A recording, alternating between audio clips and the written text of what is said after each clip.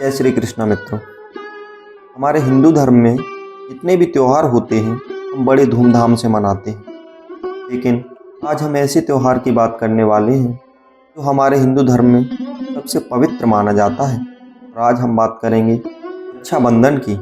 यह कथा शुरू करने से पहले मैं आपसे अनुरोध करता हूँ, यदि आप हमारे पेज भारतीय संस्कृति पर नए आ रहे हो तो हमारे पेज भारतीय संस्कृति को सब्सक्राइब कीजिए और बढ़ावा दीजिए। चलिए अब कथा आरंभ करते हैं। सिर्फ एक नहीं, कई कारणों से बांधी जाती है राखी। जानिए इससे जुड़ी पौराणिक कथाएं। सावन माह की पूर्णिमा पर मनाया जाता है रक्षाबंधन। भाई बहन के प्रेम को दर्शाता है रक्षाबंधन। इतिहास में ऐसी कई कथाएं हैं जो रक्षाबंधन से जुड़ी हुई हैं। प्रत्येक वर्ष रक्षाबंधन का पर्व सावन माह की पूर्णिमा तिथि पर मनाया जाता है। लेकिन क्या आप जानते हैं कि रक्षाबंधन मनाने का चलन कैसे शुरू हुआ? दरअसल इस त्यौहार को मनाने के पीछे एक नहीं बल्कि कई पौराणिक कहानियां प्रचलित हैं। इसका वर्णन अलग अलग ग्रंथों में मिलता है। रक्षाबंधन को लेकर जो सबसे प्रचलित कथा है वह मुगल काल से जुड़ी हुई है। इसके अनुसार चित्तौड़ की रानी कर्णावती ने अपने राज्य की रक्षा के लिए सम्राट हुमायूं को राखी के साथ एक पत्र भेजकर रक्षा का अनुरोध किया था। लेकिन हम आपको रक्षाबंधन से जुड़ी अन्य पौराणिक कथाएं बताने जा रहे हैं। लक्ष्मी जी ने राजा बलि के सामने रखी ये मांग। मैं आपको बता दूं, लक्ष्मी जी ने राजा बलि को सबसे पहली राखी बांधी थी।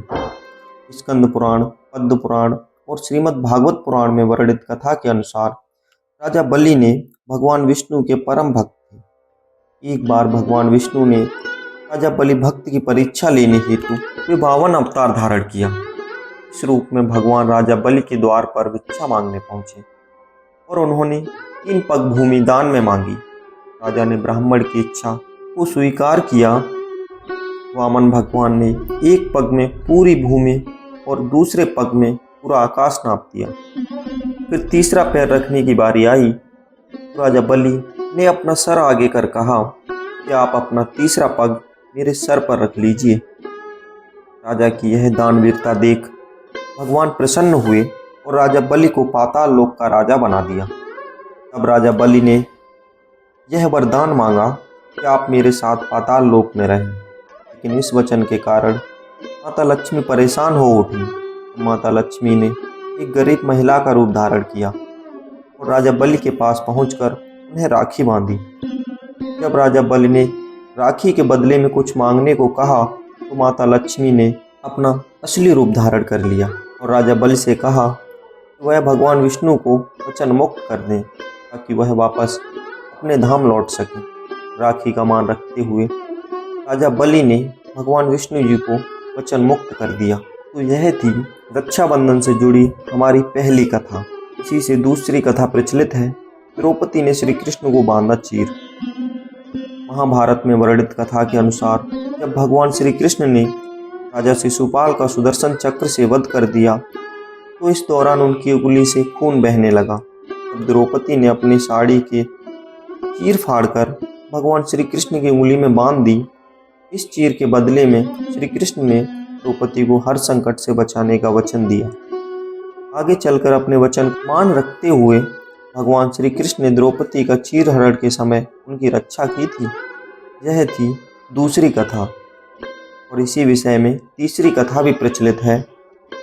इंद्र को पत्नी ने बांधा रक्षा सूत्र।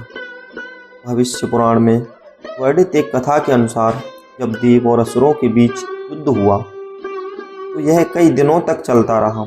असुर देवताओं पर भारी पड़ने लगे। तब राजा इंद्र घबराकर ऋषि बृहस्पति के पास पहुंचे।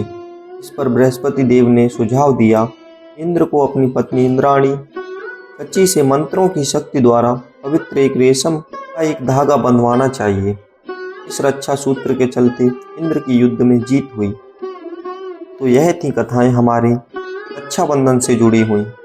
तो आपको यह कथाएं कैसी लगी कमेंट में ज़रूर बताएं। और भी ऐसी पौराणिक कथाएं सुनने के लिए हमारे पेज भारतीय संस्कृति को सब्सक्राइब कीजिए और बढ़ावा दीजिए। मिलते हैं एक और नई पौराणिक कथा के साथ। जय श्री कृष्ण। राधे राधे।